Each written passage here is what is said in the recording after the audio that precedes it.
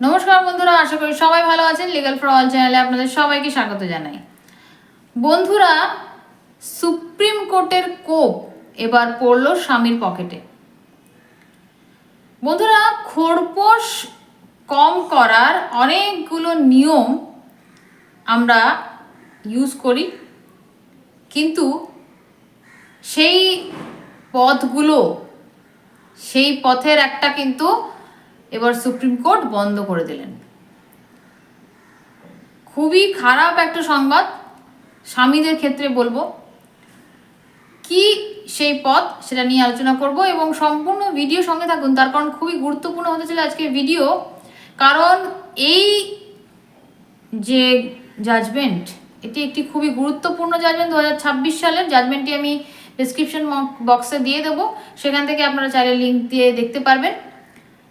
তো খুবই গুরুত্বপূর্ণ একটি খুবই ল্যান্ডমার্ক জাজমেন্ট কিন্তু আজকে আমি আলোচনা করতে চলেছি। এই জাজমেন্টের মাধ্যমে খোরপোশ স্ত্রীদের ক্ষেত্রে কিন্তু অনেকটা সহজ হয়ে গেল, পথ অনেকটা সহজ হয়ে গেল, এবং স্বামীদের ক্ষেত্রে অনেকটা কঠিনতা কিন্তু সম্মুখীন হতে হবে আপনাদেরকে। অনেকটা কঠিন রাস্তা আপনাদের জন্য অপেক্ষা করছে। তো চলুন দেখা যাক আজকের জাজমেন্ট কি ছিল এবং আজকের মামলাটি কীরকম ছিল। দম্পতির বিয়ে হয় 2023 সালে এবং 1 বছরেরও কম সময়ে সংসার করা হয় এবং তারপরে স্ত্রী বাপের বাড়ি চলে যায় এবং স্ত্রী বাপের বাড়িতে যাওয়ার পর খোরপোশ মামলা করেন এবং জানান যে তাকে বিভিন্ন রকমভাবে শারীরিক এবং মানসিকভাবে অত্যাচার করা হচ্ছিল এবং তারপর অবশেষে শ্বশুরবাড়ি থেকে বিতাড়িত করা হয় এবং সেই জন্যে সে বাপের বাড়িতে রয়েছে এবং সে নিজে কিছুই করে না। এই কারণে সে খোরপোশ চাইছে এবং ফ্যামিলি কোর্ট খোরপোশ অর্ডার করেন। খোরপোশ অর্ডার হয় 8,000 টাকা। এই খোরপোশ অর্ডারে স্ত্রী খুশি হন না, কারণ তিনি 50,000 টাকা পার মান্থ খোরপোশ চেয়েছিলেন, সেখানে 8,000 টাকা খোরপোশ অর্ডার হয়।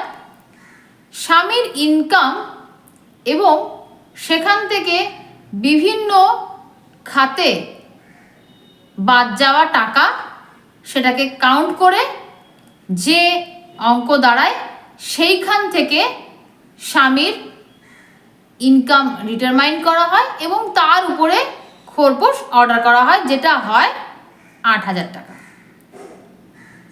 এই অর্ডারে খুশি না হয়ে স্ত্রী হাইকোর্টে যান এবং হাইকোর্টে আপিল করেন।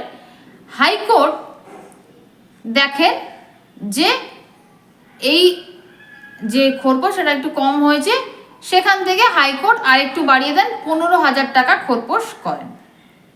তাতেও স্ত্রী খুশি হন না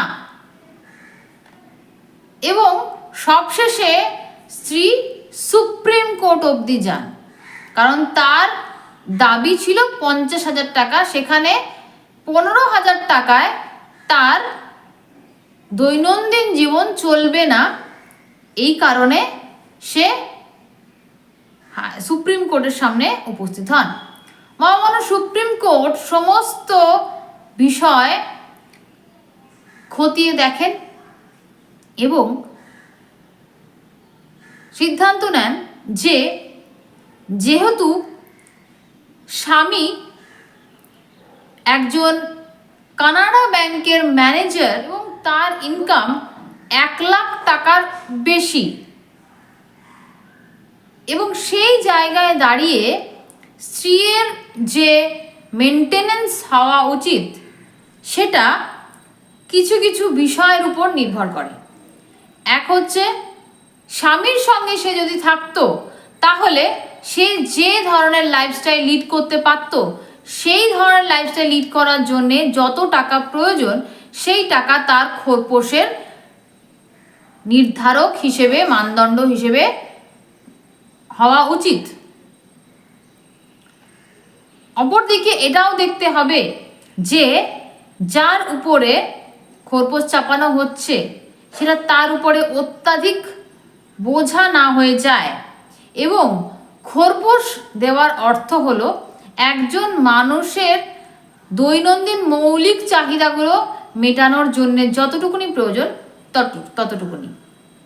এই সমস্ত বিষয়গুলো কিন্তু নির্ণয় করা প্রয়োজন যখন মেনটেনেন্স নির্ধারিত হবে। এই সময় সুপ্রিম কোর্ট এটা দেখেন যে হাজব্যান্ডের মাইনে 1,00,000 টাকার বেশি, কিন্তু তার যে স্যালারি ডিডাকশনটা অনেক বেশি হচ্ছে, তার বিভিন্ন ধরনের লোন রয়েছে এবং আরও হয়তো মানে এমন কিছু লোন যে লোনগুলো অন্য সম্পত্তি তৈরি করছে, সেই রকম ডিডাকশন হচ্ছে তার স্যালারি থেকে, যেটা অন্য সম্পত্তি তৈরি করছে সেরকম ধরনের ডিডাকশন।